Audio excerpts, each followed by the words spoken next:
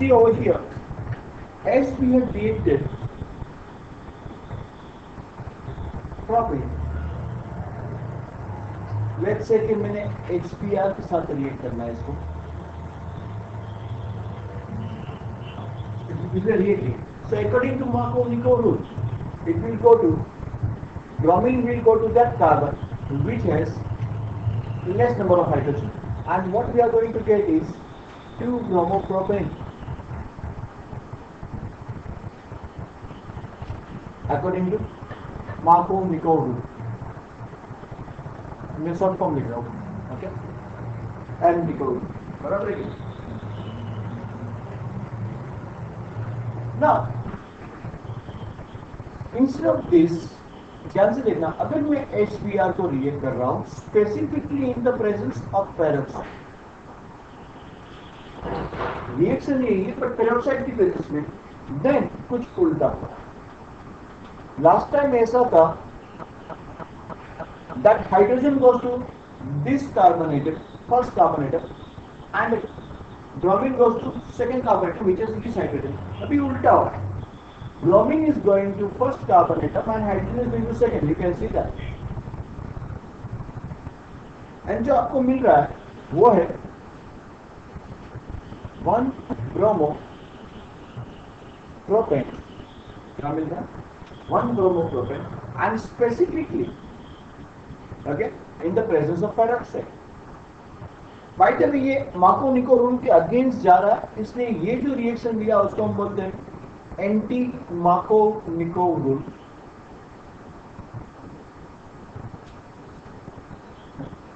This is only taking place for HBr in the presence of peroxide, और किसी के लिए नहीं होगा.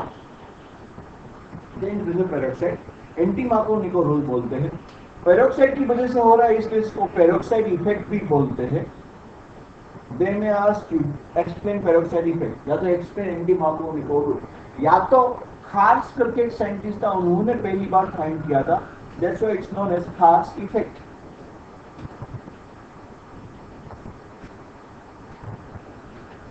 That is known as खास इफेक्ट, बराबर. इसमें ऑपोजिट हो रहा है. मार्कोव-निको इज नॉर्मल रूल, यहाँ पे ऑपोजिट हो रहा है. ना क्वेश्चन अराइजेस व्हाई, ऐसा क्यों हो रहा है? Let us understand the Kharasch effect, या तो anti Markovnikov rule, okay, mechanism of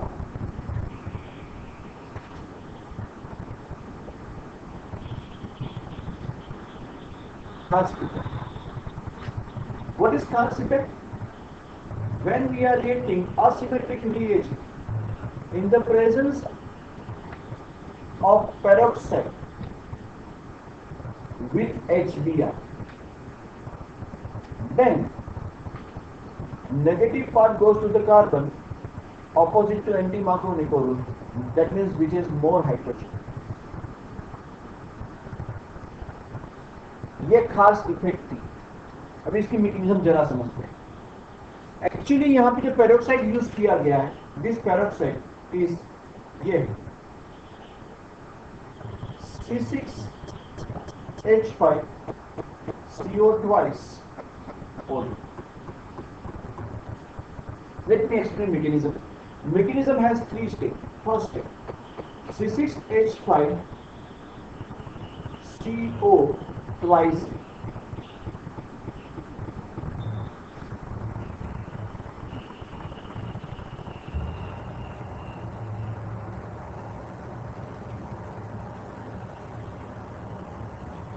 ये C6H5CO 2 बार नहीं लिखे, एंड बीच में ये है O2.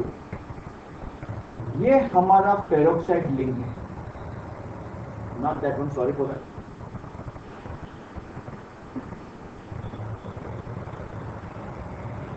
ये वाला पेरोक्साइड, ऑक्सीजन बीच में, ये कौन सा है? Peroxide link. पेरोक्साइड जब होता है इसको बेंजाइल पेरोक्साइड बताया जाता है. इसका नाम क्या है?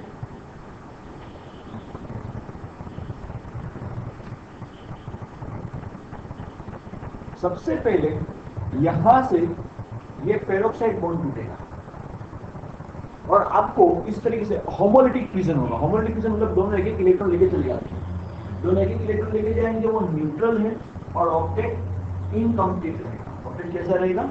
Incomplete. And what you are going to get is C6H5 COO C6H5 COO। ये भी एक रेडिकल मिलेगा, ये भी है, ये दो रेडिकल मिलेंगे, दो रेडिकल्स मिलेंगे। They are known as benzyl radical,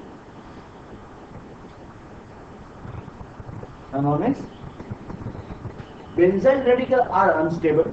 तो इसलिए फर्दर वो टूटेंगे और यहां से ये दो जो COO है, ऐसा एक CO नहीं, कितने CO आपके पास है? दो CO। You can see that one CO दूसरा CO यहाँ पे, ये वाला मैं बता रहा था। You can see there are two CO, correct. ये दोनों CO दोनों में से निकल जाएंगे और आपको ये दोनों CO निकलने वाले हैं, ये वाला और ये वाला, और जो आपको मिलने वाला ऐसे मिलेंगे CO2, लेकिन दो बार निकल रहा है इसलिए 2 CO2 प्लस आपके पास बच जाएंगे 2 C6H5 रेडिकल, जिसका नाम है फिनाइल रेडिकल। क्या है? सो हियर फर्स्ट रिएक्शन क्या हुआ? बेंजाइल पेरोक्साइड से benzyl radical and benzyl radical से फिनाइल रेडिकल। बराबर है कि नहीं? आपको समझ में आ रहा है मैं क्या बता रहा हूं? ये फर्स्ट स्टेप होगा। ओके, अभी तक इसके अंदर कुछ नहीं हुआ, इसके अंदर भी कुछ नहीं हुआ। जो हुआ वो किसके अंदर हुआ? पेरोक्साइड के अंदर हुआ। तो हुआ वो कहां पे हो रहा है? पेरोक्साइड के अंदर, फर्स्ट स्टेप। बराबर है? I getting this all of you? समझ में आ रहा है आप लोगों को? Then second step, second step में ऐसा होगा, अभी दिस फिनाइल रेडिकल जो है वो HBr के साथ रिएक्ट, पहले HBr के साथ करेगा, उसके साथ करेगा। याद रखना, ये रेडिकल का एक चीज ऐसा है कि जब तक वो नॉर्मल मॉलिक्यूल के साथ कंबाइन होते हैं, ओके, वो रेडिकल ही बना है। इसमें से वो क्या करेगा मालूम है? ये बॉन्ड को तोड़ेगा और H को अपने साथ खींच लेगा। क्या करेगा? H को अपने साथ खींच लेगा। उसकी वजह से C6H6 आपको मिलेगा बेंजीन, लेकिन Br अभी रेडिकल बन गया। क्योंकि अभी क्या हुआ, यहां पे हुआ क्या? ये होमोलिटिक फ्यूजन हुआ, हाइड्रोजन अपना इलेक्ट्रॉन लेके इस तरफ आया और Br अपना इलेक्ट्रॉन लेके रेडिकल बना। तो रेडिकल का ये इंपॉर्टेंट, मतलब ये इंपॉर्टेंट कैरेक्टरिस्टिक है, वो जब तक नॉर्मल मॉलिक्यूल के साथ कंबाइन होता है दूसरे को रेडिकल जरूर बनाता है। यहाँ पे फिनाइल रेडिकल था, उसने Br को रेडिकल बनाया। अभी थर्ड स्टेप पे this Br radical attacks propene, और किस पे अटैक करेगा? दो ऑल्टरनेटिव, वो इस पे भी अटैक कर सकता है, पहला ऑल्टरनेटिव, दूसरा वो इस पे भी अटैक। दोनों ऑल्टरनेटिव अगर हम देखेंगे,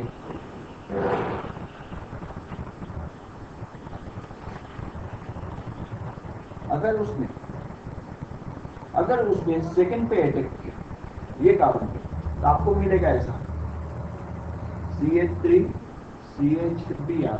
और जैसे लास्ट टाइम मैं सिखा रहा था, उसने अटैक सेकंड पे किया तो इसकी रेडिकल शिफ्ट फर्स्ट पे चली जाएगी। उसकी रेडिकल शिफ्ट कहां पे चली जाएगी? फर्स्ट पे, क्योंकि वो क्या करेगा, ये वाले बॉन्ड को अपनी ओर खींच लेगा तो CH2 रेडिकल बन जाएगा। उसने अटैक सेकंड पे किया Br ने, लेकिन इसका बॉन्ड इस तरफ चला जाएगा, इसलिए CH2 क्या बन जाएगा? रेडिकल।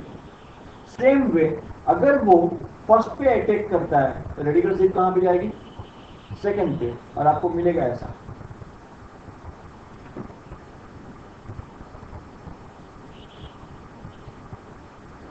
समझ में आ रहा है? ये समझ, ये क्रिटिकल स्टेप। इसमें करना क्या है, बी आर कहाँ पे अटैक कर रहा है? बी आर ने सेकंड पे अटैक किया तो बी आर वहां पे, लेकिन रेडिकल शिफ्ट कहाँ पे किया? फर्स्ट पे। बी आर ने फर्स्ट पे अटैक किया, बी आर वहां पे हुआ, लेकिन radical shift. Is it fine? Are you following what I am trying to explain? Yes और no? After doing this, okay, इसको हम प्राइमरी रेडिकल बोलते हैं, and this is known as, and we had learned in last semester always जो secondary radical होते हैं वो stable होते हैं, ये अनस्टेबल होते हैं, इसलिए आपको ये नहीं मिलेगा, वो मिलेगा। बराबर है? रिएक्शन यहाँ पे खत्म नहीं। इसके बाद ये जो रेडिकल है, अब तक हमने देखा कि भाई फर्स्ट स्टेप में हमने देखा, फर्स्ट स्टेप में क्या हो रहा है, पेरोक्साइड से आपको फिनाइल रेडिकल मिला, देन फिनाइल रेडिकल में एक HBr के रिएक्ट कर, एक HBr के साथ रिएक्ट करके आपको क्या दिया? ब्रोमीन रेडिकल दिया। Then that bromine radical reacted with propyne, and आपको दो पॉसिबल रेडिकल्स दिए थे, लेकिन उसमें सेकेंडरी रेडिकल पॉसिबल होता है, इसलिए ये बनेगा, ये वाला नहीं बनेगा। करेक्ट ना? एक HBr और एक प्रोपिन रिएक्ट हो चुके, लेकिन हमारे पास ओनली वन HBr और वन प्रोपिन नहीं होता, ये हम plenty propyne and plenty HBr, और एक नया HBr आएगा, और एक नया HBr आएगा। ये वाला रेडिकल ये HBr पे अटैक करेगा, उसमें से हाइड्रोजन की अपनी ओर खींच लेगा, क्या करेगा? तो आपको मिलेगा जहां पे रेडिकल है वहां पे हाइड्रोजन ऐड होगा, this hydrogen is getting added over here, तो CH3CH2 CH2Br। ओके, हाइड्रोजन तो चला गया, इसमें से हाइड्रोजन गया, अभी Br बाकी है, लेकिन हाइड्रोजन चले जाने की वजह से जो खाली Br बचा है वो रेडिकल के फॉर्म में मिलेगा। किसके फॉर्म में मिलेगा? फिर जब तक रेडिकल, जब भी रेडिकल रिएक्ट करता है, यहाँ पे ये रेडिकल है HBr के साथ, तो उसमें से एक रेडिकल मिलना जरूरी है, और आपको जो ये प्रोडक्ट मिला उसको हम बोलते हैं 1-ब्रोमोप्रोपेन। क्या मिला आपके पास? जो अगेंस्ट मार्कोनिको रूल है, आपको वो प्रोडक्ट मिल गया। अभी ये जो Br मिला हुआ है, हमारे पास जो बचा हुआ Br है, ये Br किसी और एक प्रोपीन पे अटैक करेगा, जैसे यहां पे ये Br ने कर रखा था, जैसे ये Br ने अटैक किया था, वैसे ये Br निकला, ये मिलेगा, और आपके पास ये साइकिल कंटिन्यूअस चलती जाएगी। This cycle keeps on taking place continuously. Are you following? मैं क्या क्या बता रहा हूं आपको?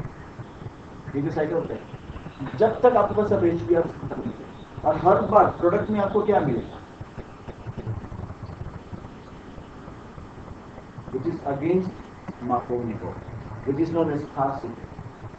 आपको पूछेंगे explain anti Markovnikov rule and with mechanism, बराबर है? आपको एक बार जरा देखने तो पूरा देख लीजिए इस तरीके से,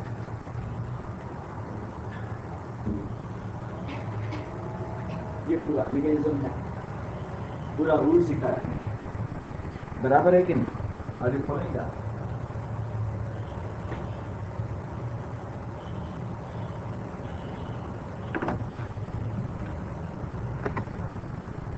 आप अपनी टेक्स्ट बुक में से पढ़ाई करोगे।